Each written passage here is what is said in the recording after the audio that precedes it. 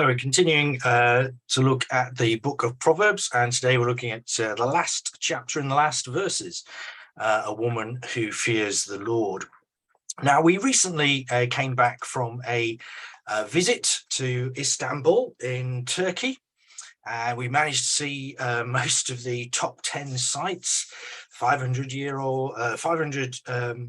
AD Hagia Sophia, the cruise on the Bosphorus, famous mosques, and the largest indoor market, the Grand Bazaar, and the Ottomans' Sultan Palace with its inner harem, where the Sultan had his 100 wives and concubines.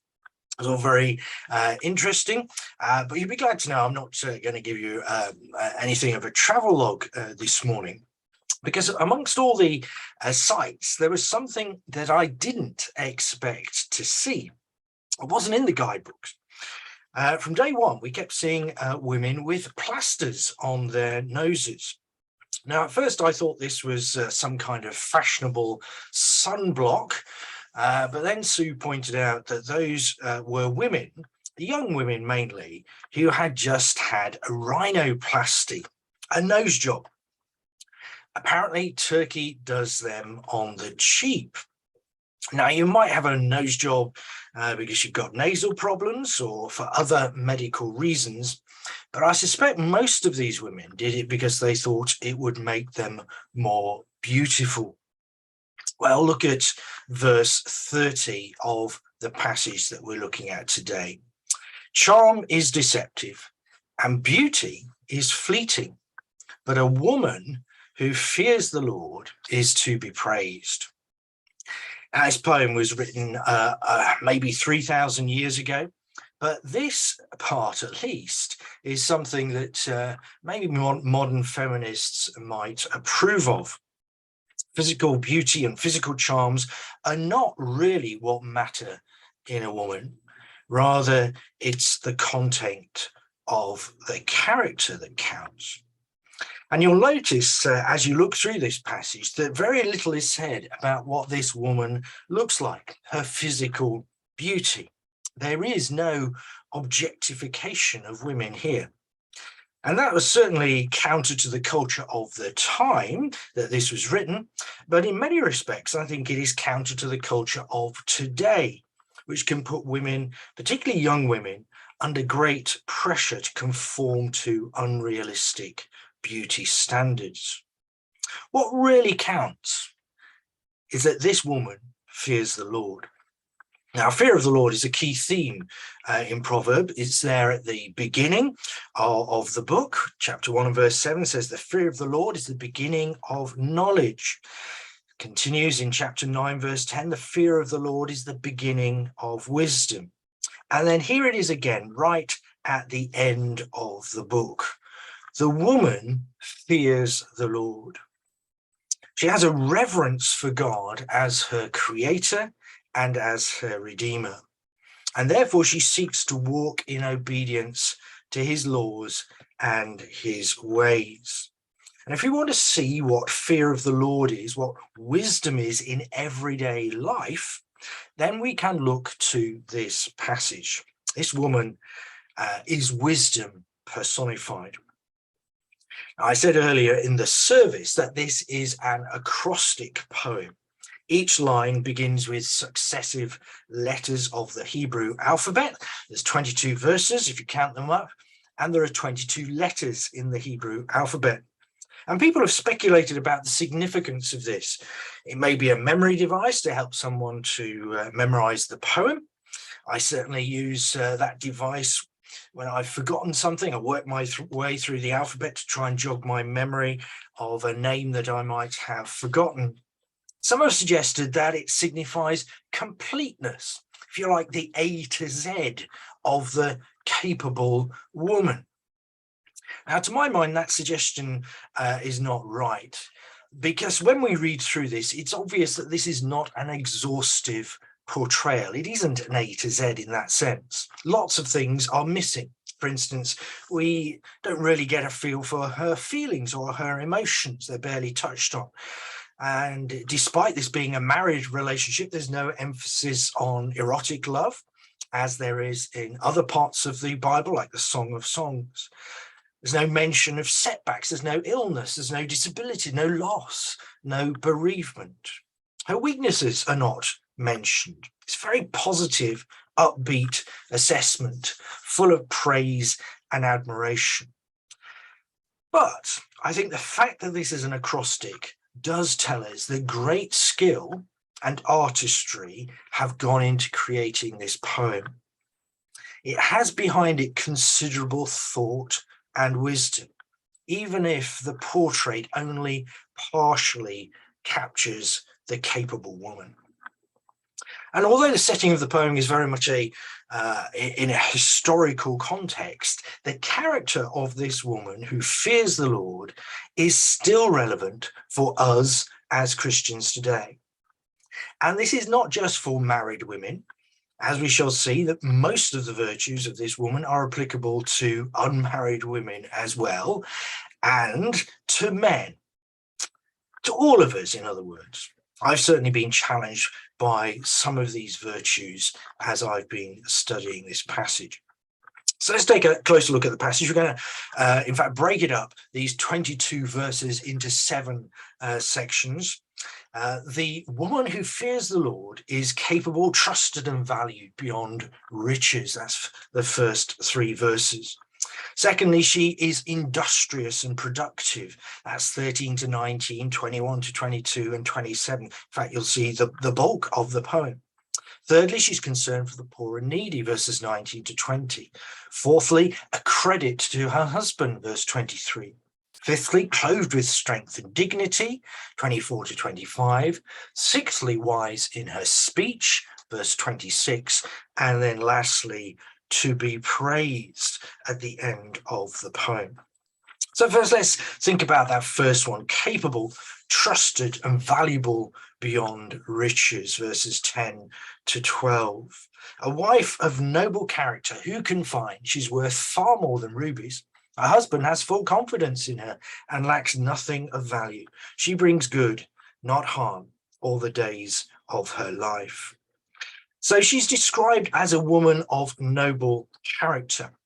And the Hebrew word there means capable, and it's used in other contexts of heroism on the battlefield. And this seems about right when we start to read further. She's more than capable, and if anyone is heroic, then this woman is. So no wonder she's said to be worth more than rubies. Her husband, we're told, can trust her in everything. He can rely on her totally. And in many ways, this is remarkable in the context of the Old Testament, where trust in anyone but God is seen as folly. If the husband can rightly place his trust in his wife, the one who fears the Lord, and presumably she in him, this raises her competence to the highest level. Now, remember Ruth the Moabite. There's a whole book devoted to her in the Old Testament. Ruth was a widow who accompanied her mother-in-law, Naomi, who lost her husband and 2 sons. She accompanied her back to Bethlehem. Ruth was a foreigner there, and Boaz saw her love, devotion, and support for her mother-in-law, for Naomi, and he tells her that all the people of the town know that she is a woman of noble character. Same word as we have in this passage: capable and strong. That's why he says he wants to marry her. And Ruth is a concrete example of a woman who is of noble character, who fears the Lord. We're not going to look at her this morning, but if you've got time later this week, then read through the book of Ruth. But secondly, the woman who fears the Lord is industrious and productive, verses 13 to 19 and other verses as well. And this is the concern of the main body of the poem. Look at 13 to 16. She selects wool and flask and works with eager hands. She's like the merchant ships bringing her food from afar. She gets up while it's still night providing food for her family and portions for her female servants. She considers a field and buys it. Out of her earnings. She plants a vineyard. And there are other verses as well which describe this industry. She's skillful, industrious, working with her hands. And the work she's involved with is typical of the time and society in which she lived. It's a cottage industry. She selects wool and flax, she spins the wool, she makes coverings and garments for her family, she sells them, and some of them at least, to make money. And she provides food for her family and her female servants. And she has this entrepreneurial spirit, carefully planning the purchase of a field so that she might grow vines to produce wine. And she's vigorous and strong and astute and diligent. So you've heard that expression, work ethic, the idea that work is good and benefits you and others. Well, this is it. This woman epitomizes that. And this woman, notice, is not under the thumb. Modern sociologists would say that she has agency. Her industry is her own. She takes the initiative in directing her own work. She's not a silent, stay-at-home, sit in the corner out of the way kind of wife. There's something strikingly modern about her. I trawled actually through a few online sermons on this passage, and it was interesting that a few very conservative preachers were struggling with the concept of a woman working and earning a living, of running a variety of business enterprises, which is what's described here. They were struggling to bring their preconceived ideas about the role of a woman into this passage. And many of the lines in this poem are devoted to her everyday activities, to getting on with the stuff of life. That's where the emphasis of the poem lies. The woman who fears the Lord, works hard, devotes herself to providing for her family and her household. That's not to say, of course, that spiritual activity like prayer or scripture reading or worship aren't important to the woman who fears the Lord, but everyday activity, earning a living, are what most of our lives consist of. And Proverbs wants to direct us in that aspect of our life, as much as it wants to direct us in what we might call the spiritual life. After all, that is what we spend so much of our time doing. This is concrete, practical wisdom for the active working woman, and for that matter, for the working man.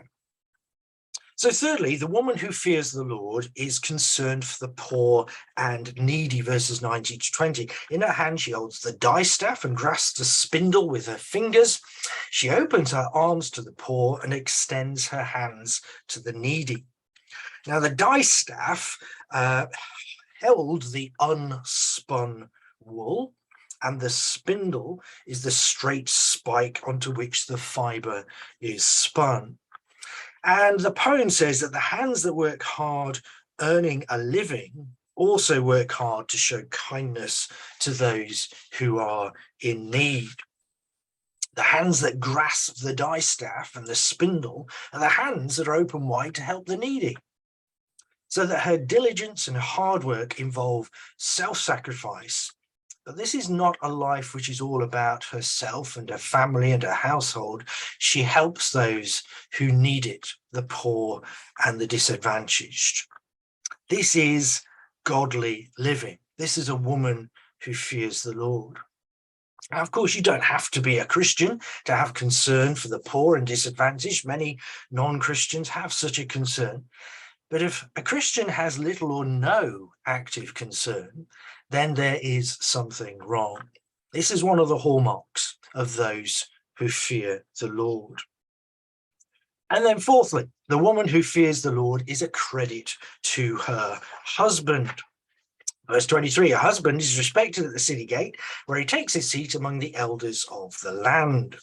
Now, one online commentator said this: the husband of this woman hardly features in this poem.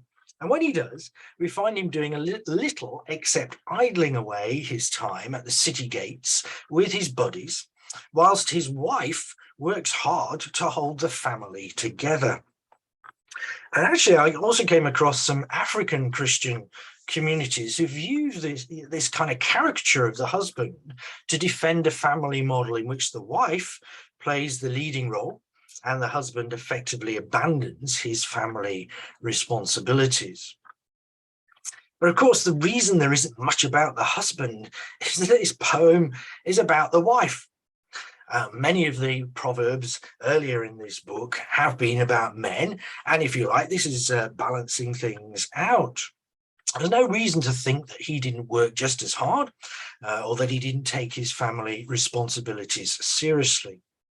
In fact, the verse tells us that the husband is a respected citizen who's got civic responsibilities which he shares with the other citizens in the city and the land. The city gates in those days were effectively a combination of the town hall, the magistrates, and the TV broadcast studio.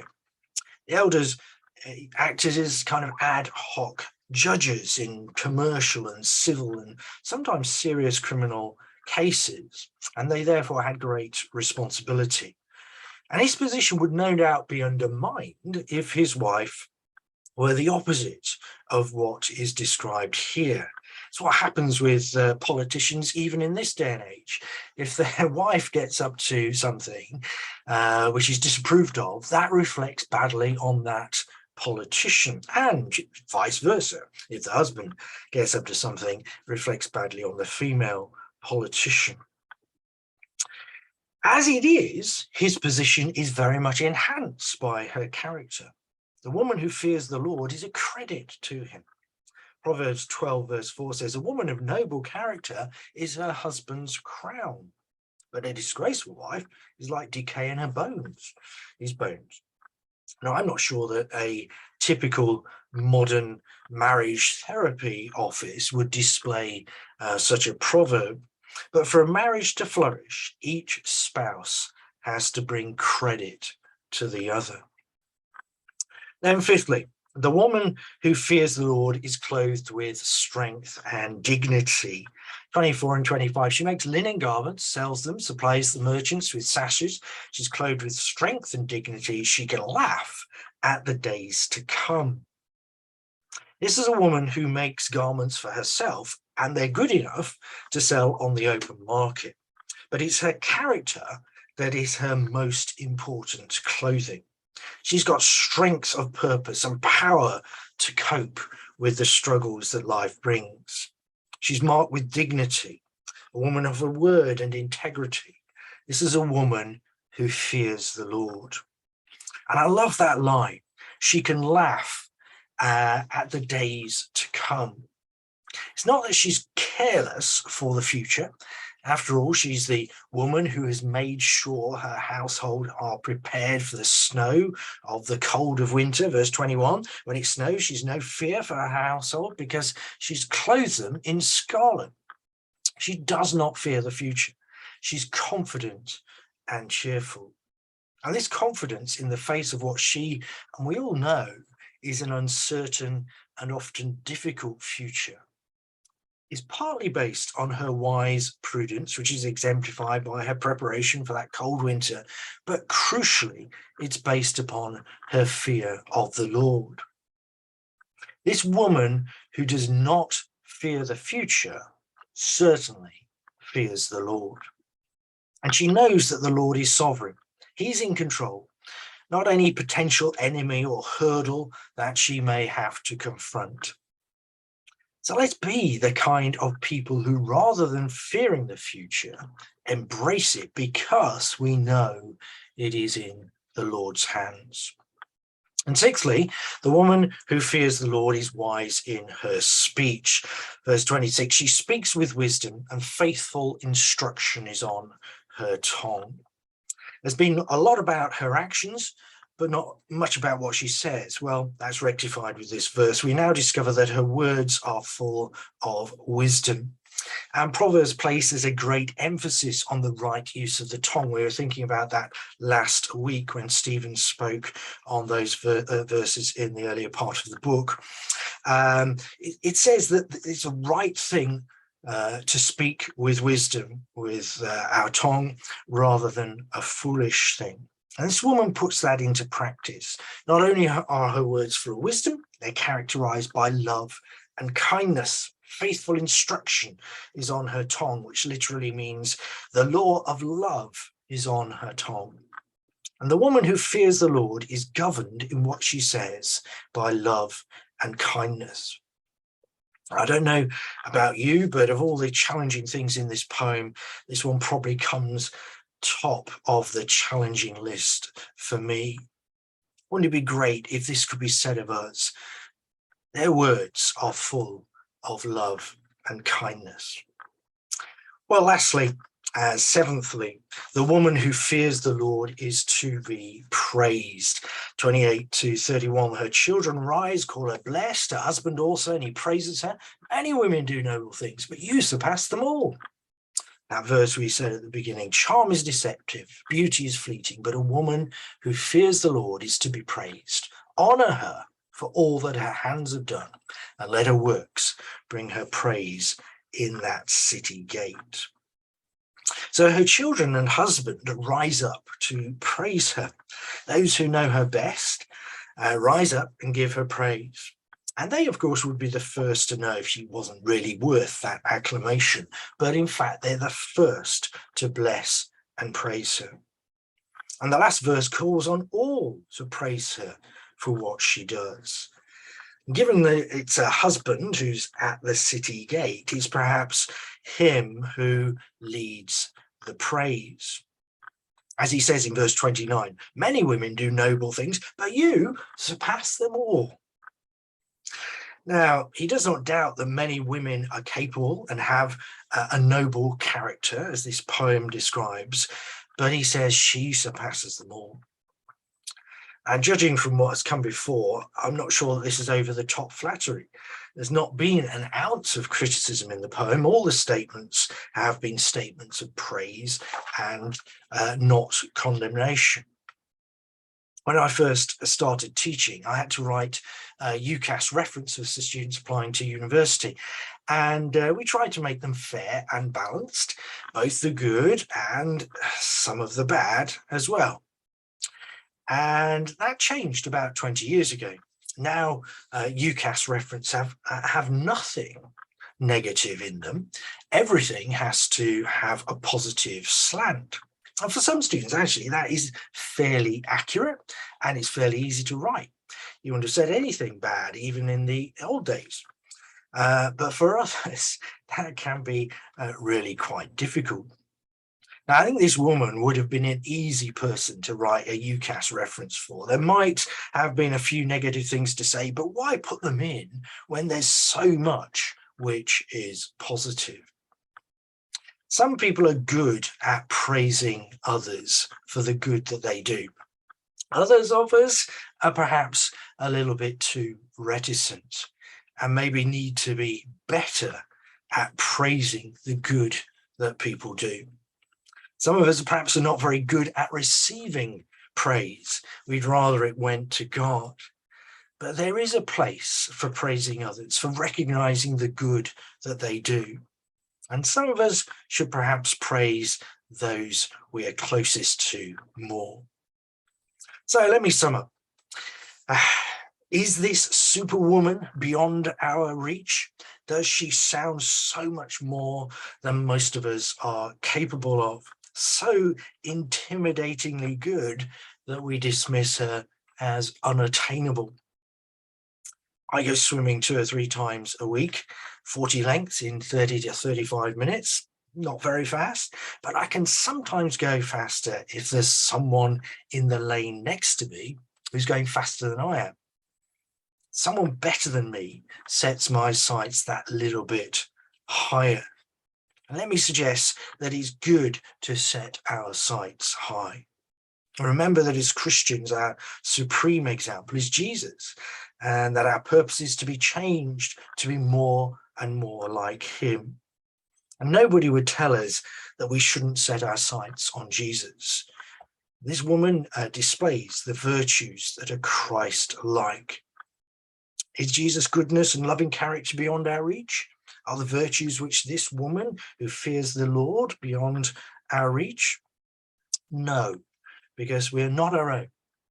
We walk in the Spirit. It's with God's help that we seek to be like him.